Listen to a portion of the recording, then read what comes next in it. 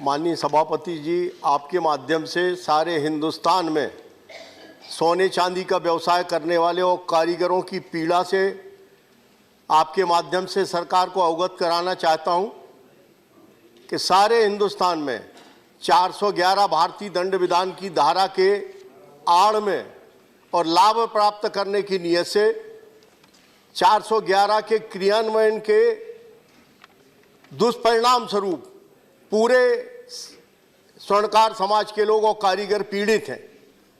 उनके खिलाफ झूठे मुकदमे कायम किए जाते हैं। कई आत्महत्या के भी मामले सामने आए।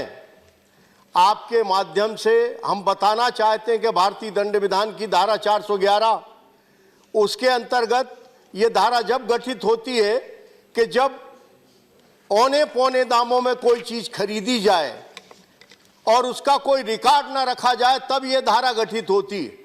लेकिन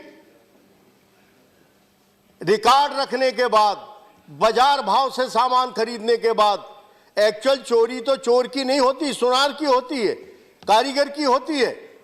एक बार तो दाम देता है विक्रेता को और फिर पुलिस के एक्सप्लॉइटेशन से उसको पीड़ित होना पड़ता है।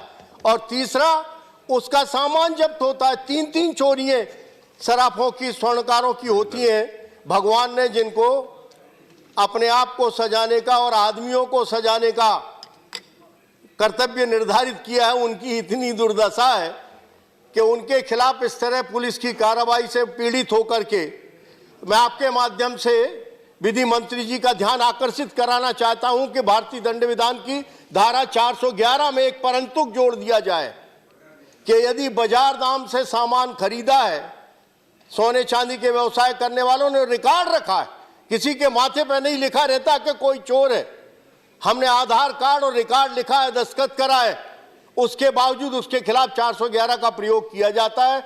आपके माध्यम से ये प्रार्थना है कि ये परंतुक इसमें जोड़ा जाए।